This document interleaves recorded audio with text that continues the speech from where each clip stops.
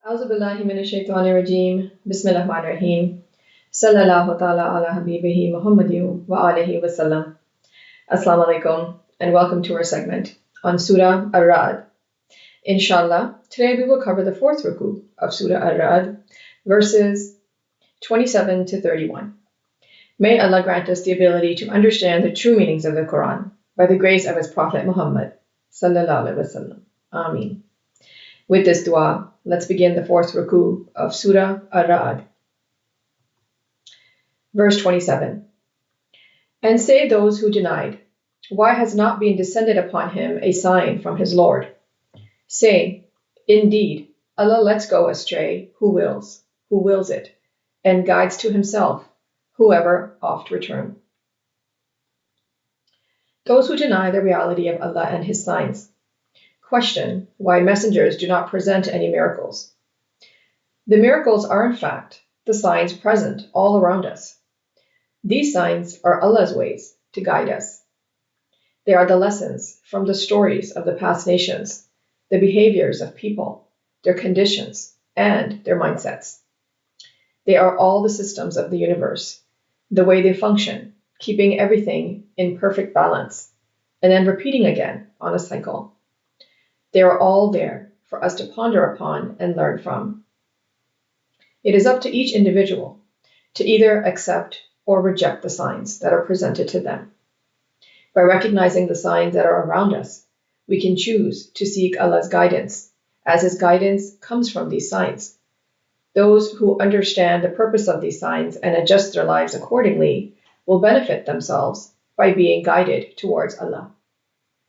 On the other hand, those who deny the reality of these signs and fail to take heed from them, following their own will instead, they will be led astray. As mentioned in Surah Ghafir in verse 81, where it says, and He shows you His signs, so which of the signs of Allah will you refuse? Let's go on to verses 28 and 29.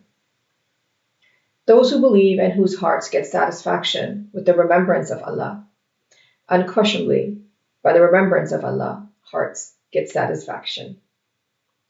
Those who believe and do righteous deeds, beneficial for them, and a beautiful return. Often, we tend to seek peace by looking outside ourselves, whether through other people, material things, or environmental factors. However, this kind of peace is fleeting and temporary. True and lasting peace can only be found within oneself. The Quran reminds us that the best way to attain the inner peace is by remembering Allah at all times. His remembrance brings us comfort and peace, and we are reminded that He is always with us. Those who believe in Allah and His Messenger remember them at all times, and they follow the teachings of the Quran. They will find success in this life and in the hereafter. As mentioned in Surah Al-Jumu'ah, in verse 10, where it says, then when is concluded, the Salah has been concluded, then disperse in the earth and seek from the bounty of Allah, and remember Allah often, so that you may succeed. Let's go on to verse 30. Thus, we have sent you to a nation verily have passed away from before it, nations, so that you might recite to them what we reveal to you. While they deny in the most merciful, say, He is my Lord. There is no deity except Him. Upon Him I put my trust, and to Him is my proper return. Every nation was sent a messenger to convey Allah's message, to adjust themselves accordingly. Allah created this universe and all of us, so we can know His reality and His supremacy. He is the one to put our trust in, and to Him we will all return. However, most people deny Allah and the reality of His message, as stated in this verse. You might be sitting there thinking that this verse does not apply to Muslims because we believe in Allah and we read the Quran. But this applies to everyone. If our actions do not match our words, then we fall in the same category as the deniers mentioned in this verse. Just saying something doesn't mean anything unless our actions back up what we say. And we are reminded of this in Surah As-Saf, verses 2 and 3, where it says, O you who believe, why do you say what you do not do? Greatly hateful in the sight of Allah is that you say what you do not do. The Holy Prophet ﷺ enlightened those around him with the message of the Quran by practicing what he preached, so others could follow in his footsteps. So we should reflect here and ask ourselves, have we as the Ummah of the Holy Prophet ﷺ truly followed in his footsteps? Do we enlighten others around us with our own words and actions? In order to enlighten others, we must be enlightened ourselves first, but that can't happen until we take heed and reflect upon ourselves.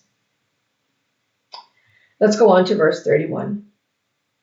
And if there was any Quran, could be moved by it the mountains, or could be broken apart by it the earth, or could be made to speak by it the dead.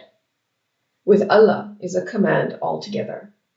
Then do not know those who believe that had Allah willed, He would have guided the mankind altogether, and not will seize those who deny to rattle them for what they did a disaster, or it settles close from their homes, until comes the promise of Allah.